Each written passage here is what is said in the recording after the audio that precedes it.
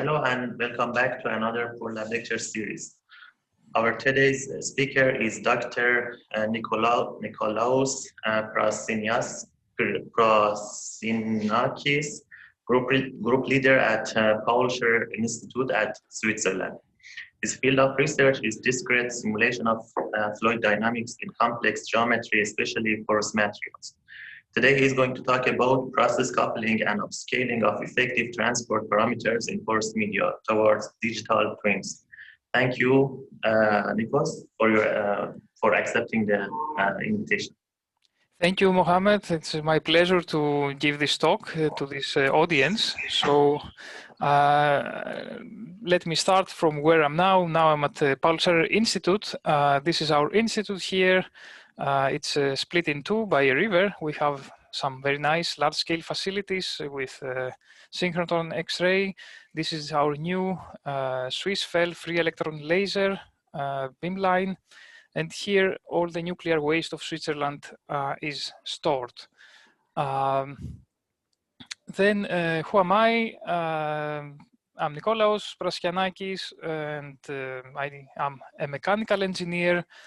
I finished my studies in Athens, Greece in 2004. Then I did my PhD at ETH in 2008. I finished. The PhD was on the Lattice Boltzmann method for thermal compressible flows.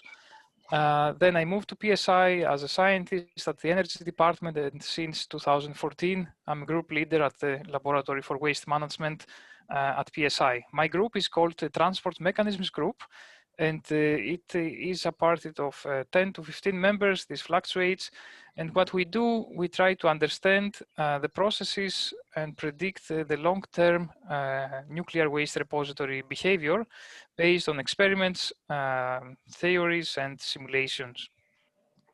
So the outline of the presentation is the following. First, I will discuss a bit about nuclear waste management applications, and then the motivation, and then what is the geochemical digital twin. I will discuss shortly about multiscale modeling, how to bridge heterogeneous codes at different scales, some numerical diagnostics and microfluidic experiments, and then how to accelerate reactive transport calculations. About nuclear waste management, then we have the concept of geological disposal. In the past, nuclear waste was just thrown in the sea. This was many, many years ago. After some point, every country decided that waste should be stored locally. The producer of the waste should store locally in his country. We do have in Switzerland several nuclear power plants, and 35% of the electricity is produced with nuclear energy. A large portion, around 50 or 60%, is produced from hydropower. Nuclear waste is not only because of the operation of nuclear energy facilities. It comes also, nuclear waste comes also from medicine, industry, and research. And it is envisioned first that this waste is stored in an interim radioactive waste storage facility, the one I showed you in the first slide. And then in a few years from now, there should be some construction of a deep geological repository. It is envisioned that there will be two of them, one for high-level waste, very radioactive stuff, and then one for intermediate and low-level activity waste. This will be a subsurface repository, and there will be some tunnels that the nuclear waste will be deposited. The concept is based on a multi-barrier design where several materials, they will contain the radionuclides for the next 1 million years. So the contaminants, they have to stay away from the biosphere from 100,000 to 1 million years. And since we cannot have some experiments for 100,000 years or 1 million years, we have to do simulations to understand processes and to have these long-term predictions. At the moment, there are 3 locations. One is very close to PSI, and these 3 locations are all probable locations to have these repositories. In the Swiss system, it is possible to have a referendum. So after the license is approved from the government, there is the optional referendum can happen, and people will decide if the design is good or if everything is okay to proceed. For that reason, NAGRA, which is the National Cooperative for the design of this repository, will have to submit an application, and the file of application has to be state of the art. Then our part is to support also this design of the repository, among other many institutes. Then motivation for this work is not only the nuclear waste disposal, it is all the subsurface processes are governed by mass transport and phase change processes. Some applications where for sure you are familiar, there is the enhanced oil recovery, there is the CO2 sequestration or geothermal energy. So the realistic representation of all these processes requires a multiscale, multiphysics description. Just to give some example of the nuclear waste repository, what can be modeled and what can we do, we're interested to know, for example, the geochemical evolution of the technical barriers. So we will have cement and clay in contact. This is some cement, this is some clay. And then after some time, there is some reaction between the cement and the clay because of their geochemical contrast, and this leads to a change in the properties of the materials. This is one example, and then we need to understand how the microstructure changes.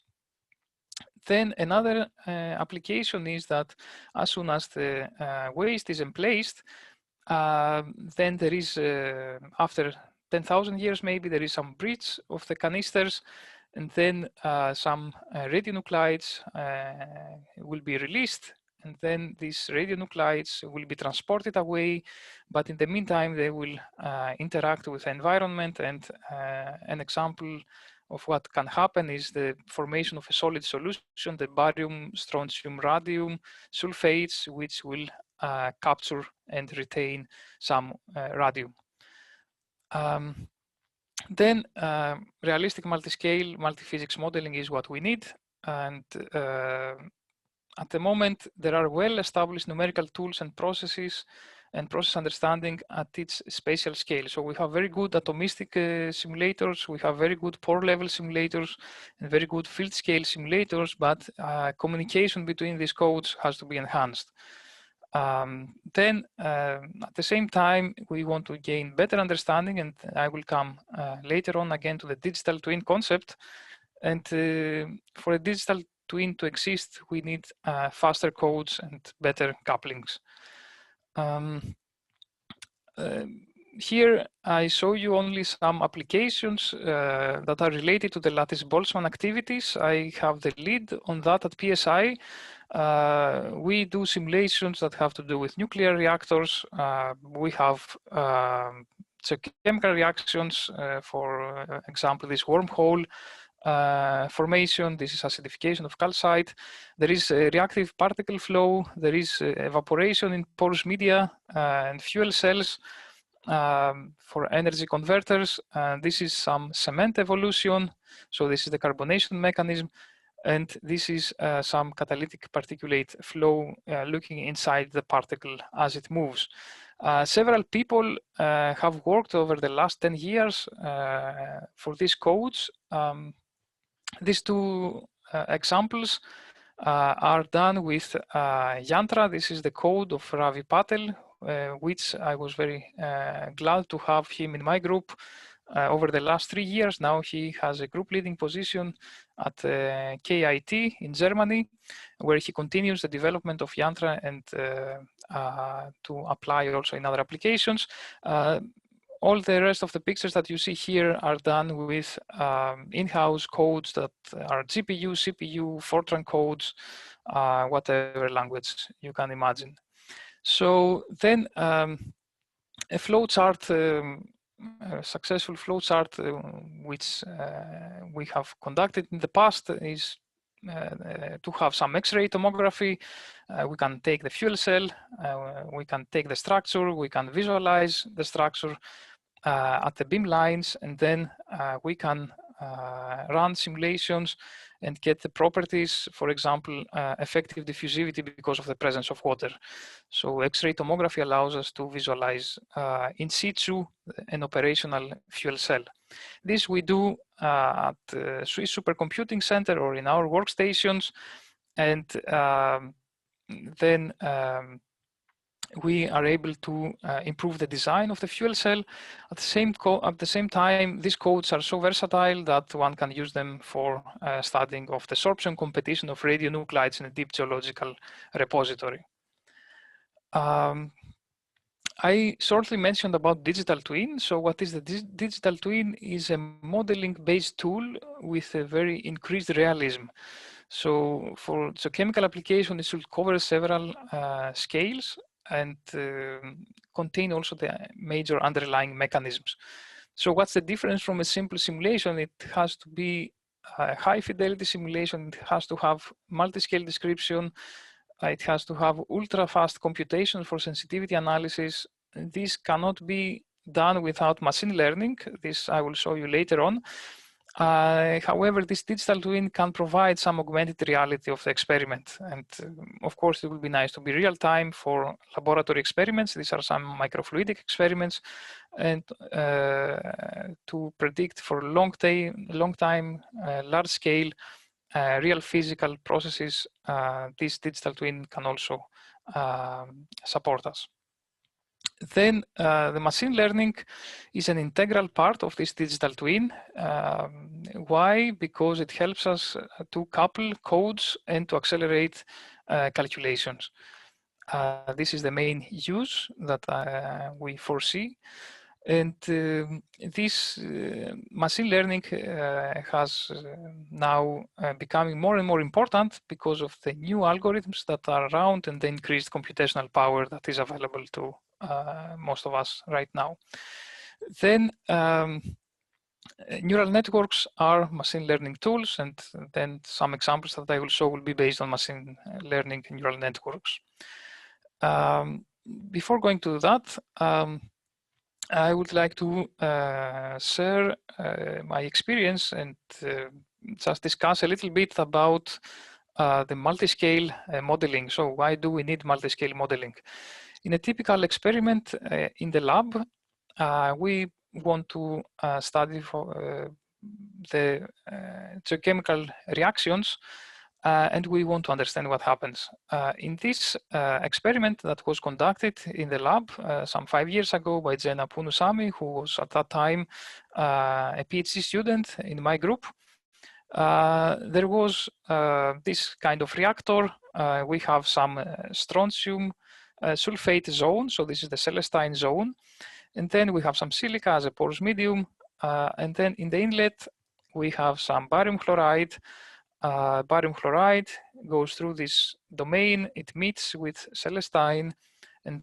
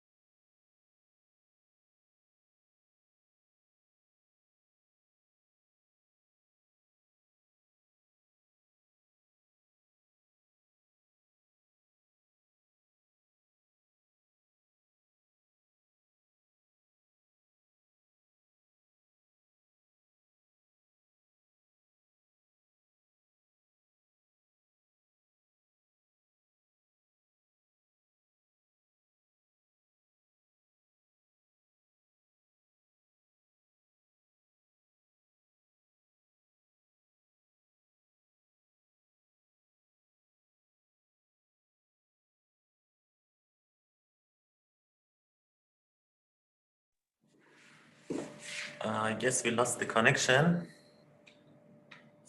and Nikos is not in the among the participants. It's better to wait a bit.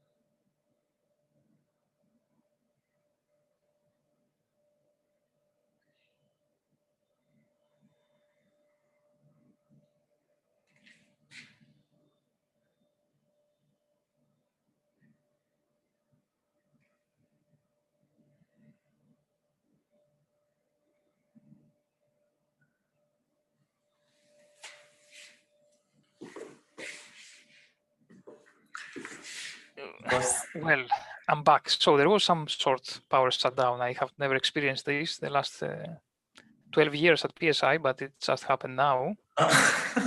So sorry for that, but I'm ready to resume. Let me share my screen again. Okay, wait a second.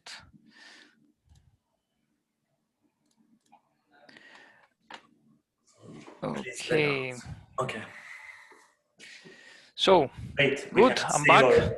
Okay, now we can see the screen. Yeah, go on. Okay, so resume now from where I was left. So then, long story short, we have an experiment. There is this Celestine zone. We have some barium chloride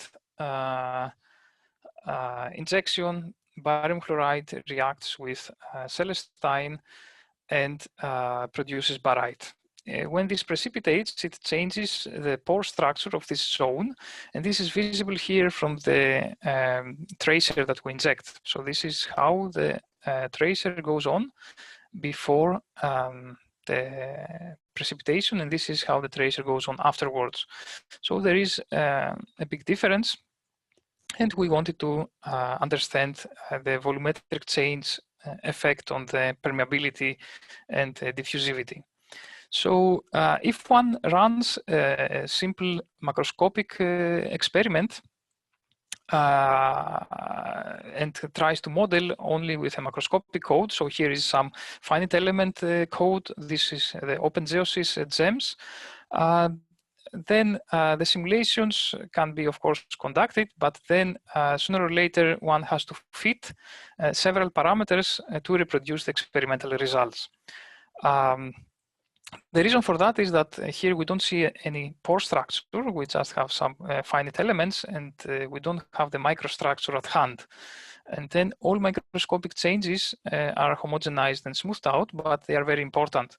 To give just an example, to match the experiment, the simulation has to have some fuzzy parameters, for example, the reactive surface area of Celestine, which has to be multiplied by 50,000 times compared to the BET experimentally measured one.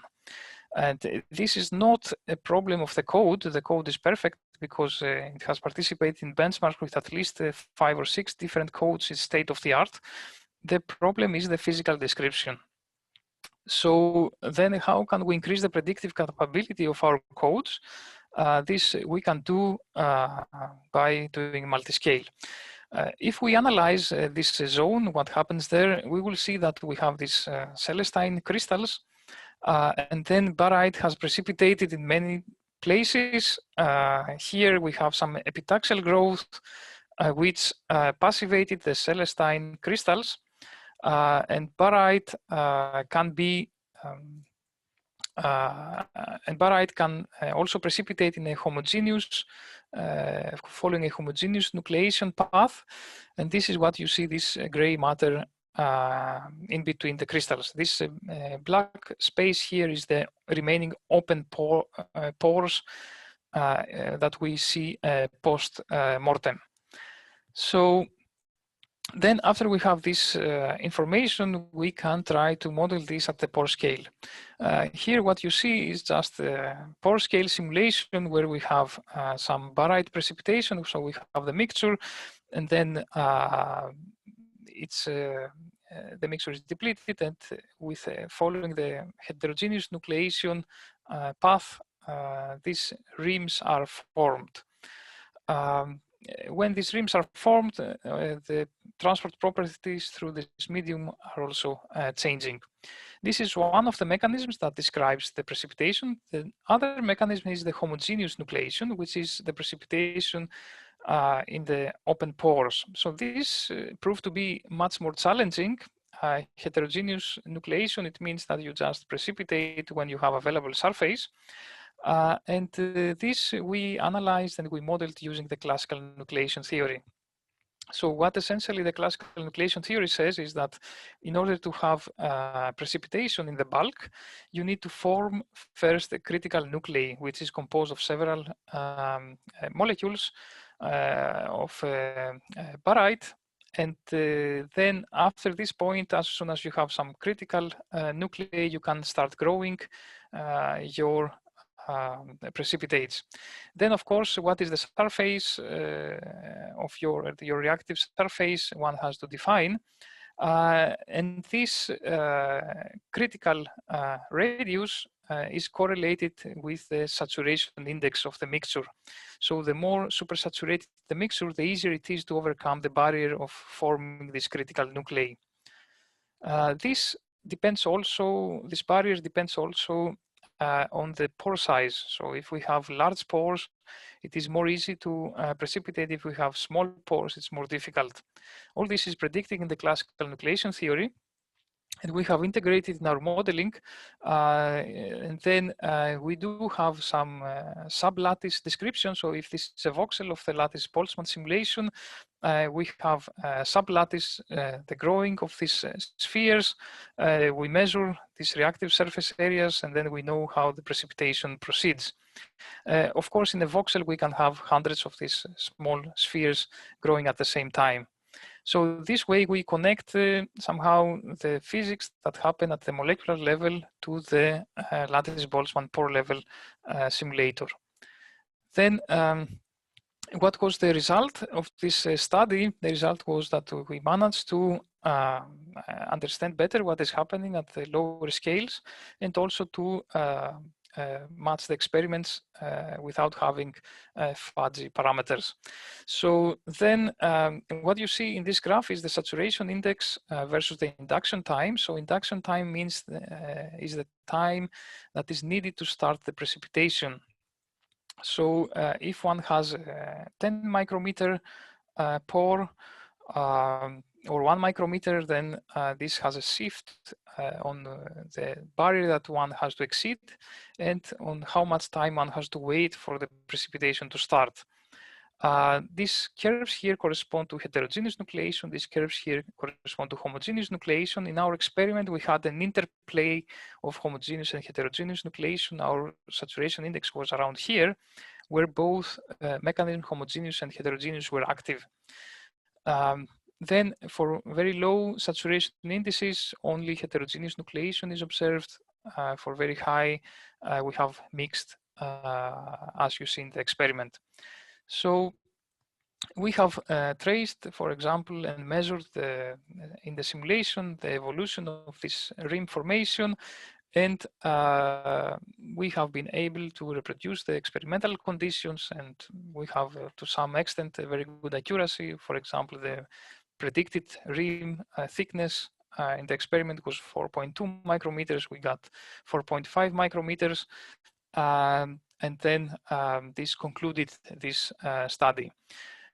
What we can get, of course, with this kind of modeling, here you see the different saturation indices, how the precipitation is ongoing. This is in terms of hours of running the experiment. Of course, we can now better understand the interplay of advection, diffusion, precipitation, and study more what happens at the micro scale. Then, as I said at the beginning, we do have a lot of very well-established tools that exist at every scale, actually. So here I show you pore scale benchmark, where different codes have been come together to solve the same problem. So the problem was the calcite disk dissolution in a channel, and then this requires to describe how the surface retreats and how the interplay of flow and kinetics is ongoing. There were from several institutes different codes, and more or less all the codes, they give similar description of what happens. What this means is that we have very good codes at every scale. Now, the question is how to bridge the different scales. I will give this example based on some calcite rock dissolution. What we do here in this example, we have this Lattice Boltzmann simulations that are operated at 0.1 micrometer scale. And then we upscale the results to a macroscopic Darcy-scale code, which uses finite volumes, and discretization is of the order of 0.1 meters. In this scale, we cannot really see wormholes. In this scale, however, the micrometer scale, wormholes are there, and we can really trace how they grow. We wanted to pass information from Lattice Boltzmann to the macroscopic code. What the macroscopic code needs is, for example, a porosity-permeability correlation. And this we extracted from microscopic simulations, and we used as interfaces neural networks. Why we use neural networks, I will explain in the next slide.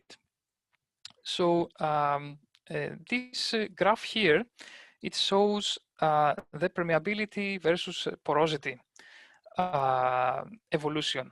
So during the dissolution and the formation of the wormhole, the permeability is increasing along with the wormhole formation. But how it will increase is not known, because it depends, it's not known a priori, because it depends on the Peclet number, on the dam collar number, and of course on the microstructure.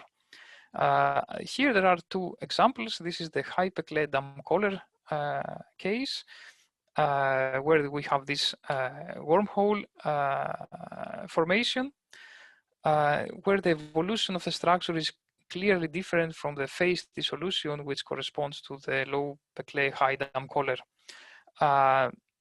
These black dots here, they are a kind of Kozenik-Karman equation, which will predict just a simple, more or less straight line in this plot of how the permeability should depend on the porosity. But in reality, we see that in the case of phase dissolution, this will overshoot a bit. In the case of wormhole, it undershoots. So these laws of evolution of the geometry are also very strong. I mean, the porosity here has an exponent of power 13 in this regime. And at the first glance, one tries to fit these curves with closed form correlations. And this is what we did in this paper. Then we identified two different scenarios, and also for the wormhole formation, we understood that we cannot fit with only one correlation of this type. We needed two of them. And this needed a lot of interaction between the person who is doing the fitting and the simulations, and to see which kind of correlations are appropriate. What we can do with machine learning is that we can have a neural network. Neural network just reads the experimental data. This experimental data can be of any dimension, so we can have as in the dimension of the data, we can have the Peclet, the dam collar, we can parameterize it as we wish, and then we are sure that the neural network will be able to encode all this information in a nice way. So after encoding this information in the neural network, we just run the simulation of the calcite rock dissolution, and then this is a way to do this upscaling. in an automated process. This brings me to the next topic. So there is the numerical diagnostics and digital twins. The example I showed you before in this experiment that was conducted in the lab was of the order of 10 centimeters, the reactor, and then we decided that maybe it's better to have miniature reactors. So this is the work of Jenna Punusami. She's currently at Forschungszentrum Jülich, and she designs microfluidic chips where one can conduct the typical laboratory experiments at a smaller scale. This means that the experiment is faster and we use less substances, less space, more, and we can have also a way to design these chips according to our needs. So this also allows some continuous monitoring, because a chip can be transparent and then one can maybe visualize some processes. However, this comes with a lot of challenges. The in situ conditions of flow and chemistry are also unknown. Remember that in this zone, we also don't know exactly the flow properties. Control of the experiment becomes a bit more involved because it has to be accurate, all the flow rates and all these kind of things. And of course, manufacturing and design of experiment is also a bit tricky. So what we have here is a microfluidic chip where some strontium chloride is coming from the top of the channel. There is some sodium sulfate from the bottom, and then there is some strontium sulfate precipitating within the chip. So in the experiments that Jenna conducted, she also had a camera to trace the evolution of the experiment. And here we see very nicely how the crystals are growing within this microfluidic chip. Then to understand what is really happening in this microfluidic chip, it's not possible to do it without having an appropriate modeling. Just by seeing these pictures, we don't have information of what are the reactants, what concentrations. We know the reactants, we don't know their concentrations, and we don't know the velocity profiles, and then these are crucial information if one needs to really know how exactly these fronts are propagating and what is the respective conditions locally, exactly at the crystal fluid interface. So what we can do is we can visualize the streamlines of the flow. Remember, these are two channels, and then this is mixing in this chamber. And this can be done, of course, with any kind of software, with COMSOL, with, it doesn't need to be Lattice Boltzmann. Actually, for what I show you, it's not needed to be Lattice Boltzmann. It can be any kind of code. I'm using Lattice Boltzmann for convenience. Then at the different stages of the experiment, we can visualize the flow fields, and this is another layer of diagnostics.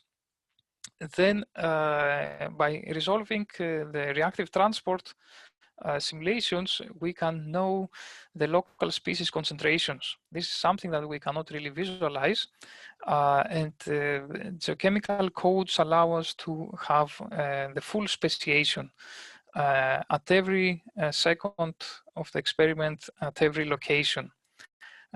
Then this is numerically calculated, and then it allows us to correlate the local precipitation rates.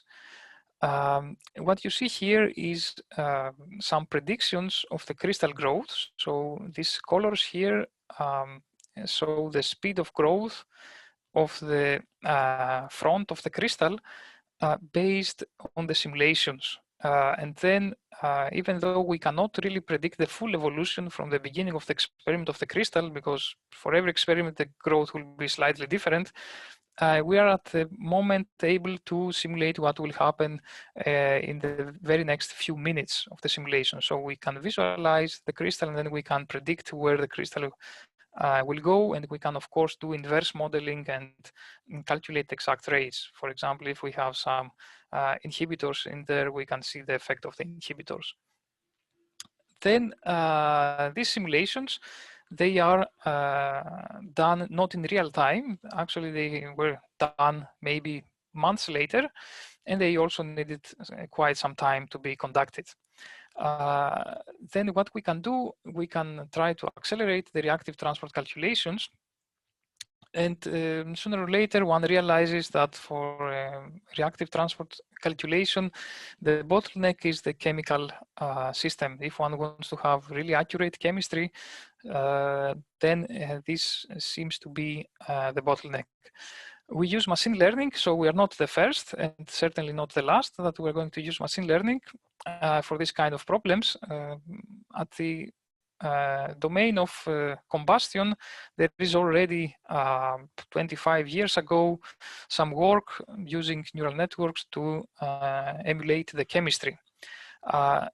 Recently, there have been several works, very nice works, which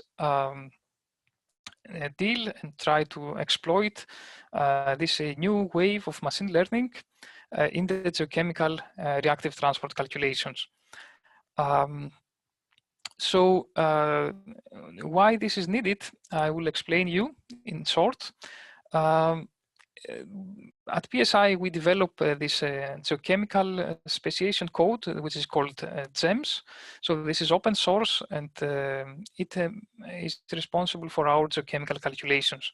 This is similar to the maybe more known FreakC code or the Orchestra code. These are three kind of codes that do similar job with slightly different, of course, approaches. In an example here, this is the full speciation of seawater. These are the concentration and the species in the seawater. And this is the kind of information that we get from this kind of codes. Then this kind of codes, they allow to have a mixture, and then they predict the solid phases, solid solutions, they do all the thermodynamic calculations. A lot of databases are needed to produce these results, and a lot of solving of equations. But in a reactive transport simulation, we are more or less solving always the same problem. And we need to call GEMS at every point of the reactive space, at every time step in our code. So this calculation at the moment is more heavy than having the calculation of one time step in one voxel in any of the codes, COMSOL or Lattice Boltzmann, or finite elements or finite volumes. So the one way to accelerate these calculations is to have a lookup table and then have some interpolation. So for that, one runs the codes several times in the range of concentrations that one expects, and then creates a lookup table with all this information.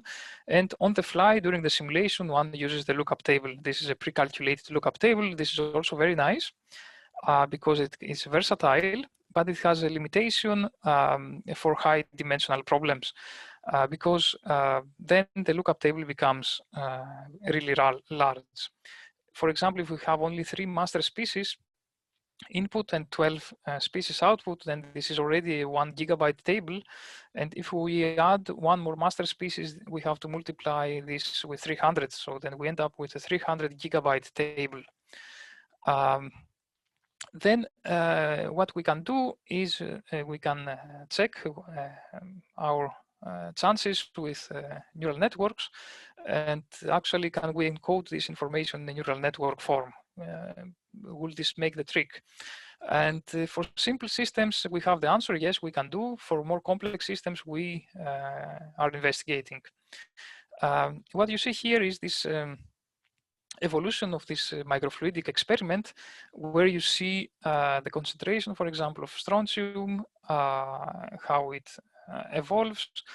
And then you see here the evolution of the saturation ratio. So as soon as they are mixing, the substances are mixing, then saturation index increases, and this is the driving force of the precipitation. So for a typical workflow, one would go to the domain, couple with Frixie, GEMS, or its own LMA code, have the primary species, then have the secondary species, and then calculate the saturation index, which has to do with the free strontium and sulfur 04 ions. So what we did is we tried to accelerate using lookup tables and using neural networks. For that, in our Lattice Boltzmann code, we coupled with the GEMS and with exact LMA codes, which was designed only for this problem. And then we produced some lookup table and neural network. So the neural network input is the master species concentrations, and then it calculates the saturation index, which is what we need for our precipitation. So we have here some metrics, and this is the average supersaturation in the whole domain, and these are the simulation time steps. We have run the simulations for 200,000 time steps, and what you see here is the result of the different implementations. What is here shown as a black solid line is the exact law of mass action implementation with the Lattice Boltzmann. What you see with red squares is the lookup table interpolation, and what you see with blue circles is the neural network implementation, so this neural network. So the exact LMA, lookup table interpolation, and neural network are very, very close. If we zoom in, we can see that for this case, the neural network was even closer than the lookup table linear interpolation. However, one has to appreciate that these values are very, very small, the differences, so it's practically no difference. In this graph, I also have two other cases. One is the neural network, which is badly trained, or it's insufficiently trained, and it doesn't perform good. So this is here to remind that a neural network is not always the solution. It has to be trained in a very nice way, and the person who trains has to understand the problem. So it's not as simple as to just have a neural network and then it will work. One has to guarantee that it has certain accuracy, but there are some metrics also for that. So for example, this had a root mean square error of 10 to the minus 5, this neural network.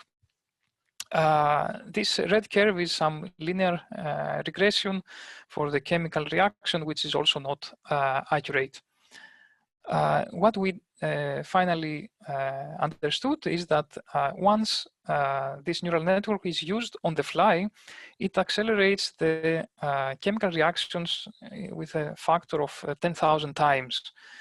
This means that practically it brings the chemical calculations to zero, but please be aware that this is for a simple case. We are now investigating more complex cases, and of course, one needs more complex neural networks. So this is a neural network that is adequate for 3 master species and for 11 outputs. This is relevant to calcite dissolution. With that, before finishing my presentation, I would like to spend a few words about high-performance computing. We discussed that the transport is fast and chemistry is a bit slow. And we also have, in the supercomputers, we have some hybrid computer architectures. So the current Swiss Supercomputing Center allows us to have some simulations of geometries that are composed of 10 billion voxels. This is a tomogram with 1 billion voxels, but running on a GPU parallel allows us to really do things faster and have larger domains. So most high performance computers at the moment, they do have some CPU, GPU computational nodes. And remember that the transport and chemical calculation have to take place at every voxel and at every time step. Then here is, in this table, I have a simple comparison of calculations per second. So the geochemical speciation codes, GEMS, FreakC, or Orchestra, or an LMA solver, in one CPU core, they usually manage to do 1,000 calculations per second. So the Lattice Boltzmann, in a single CPU core, if there is 4 species, 4 master species, it goes as fast as 1 million iterations per second. So Lattice Boltzmann voxel updates per second. This is 1,000 times faster than the chemistry. However, the chemistry, when encoded in this neural network, for this simple case I showed you before, in one CPU core, it achieved 13 million updates per second. In this more complex case, it achieves 1 million per second. So it's still comparable. And this allows us to really run geochemical calculations or reactive transport calculations with very high geochemical reaction accuracy. Then another bottleneck that we overcome with machine learning is the importing this kind of chemical speciation codes in GPU. So GPU at the moment requires to run the code in CUDA, to have an efficient code on the GPU and exploit the advantage of this GPU architecture, one should rewrite the code in a CUDA code. This, of course, is not foreseen. These codes will not be rewritten in a GPU architecture simply because they are already very complex and there's simply no resources to rewrite codes for GPU. However, on the GPU, the Lattice Boltzmann can achieve 100 million voxel updates per second. And we are now testing this neural network implementation on the GPU, which is, of course, expected to have a 10 to 100 times acceleration compared to the CPU. So long story short, for high performance computing, where the problem should be solved entirely in parallel GPU architectures, machine learning is an enabling step. It allows to run very accurate reactive transport simulations. Then,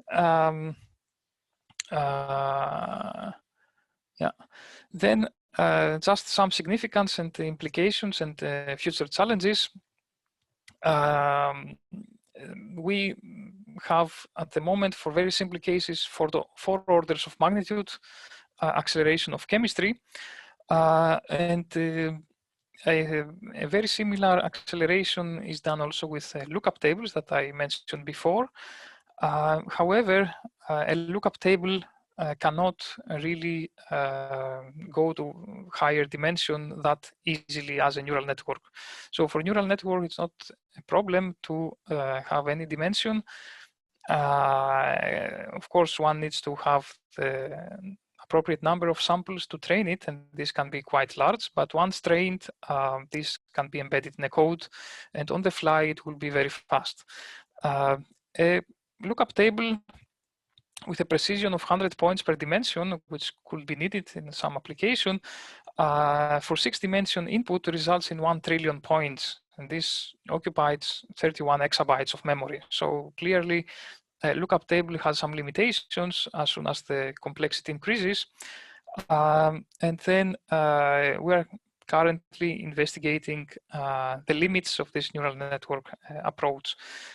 For that, of course, one is to have good training strategies. A lot will depend on the algorithms that train the networks. I here remind that the deep learning algorithms, they only emerged some years ago, and this they gave a boost to this machine learning, and of course this is still investigated, and we can expect that we have also improvement in the algorithm in the next years. So as a summary, this ever-increasing realism of multiphysics simulation is an enabling technology for digital twins. These real-time digital twins, once achieved, they can assist in the interpretation and the steering of laboratory experiments. And machine learning is a new tool that can assist in bridging the scales and physics between codes of different computer architectures, that codes that are solved in different computer architectures. Acceleration because of machine learning and meta modeling is of course high, but it comes at a cost of accuracy. There is a trade-off. If one wants to have very high accuracy, neural network will be very big, but this is something that can be decided from the user. So what is the desired accuracy that needs to be achieved? So, and last but not least, these neural networks have to be trained carefully, and this is of course an evolving field. So with that, I would like to thank also some of the funding agencies that contribute in this work, and all my collaborators, both at PSI and other institutes. So then, Mohammed, if there is some question, I will be happy to answer. Thank you so much for your impressive presentation. Is there any question among the participants?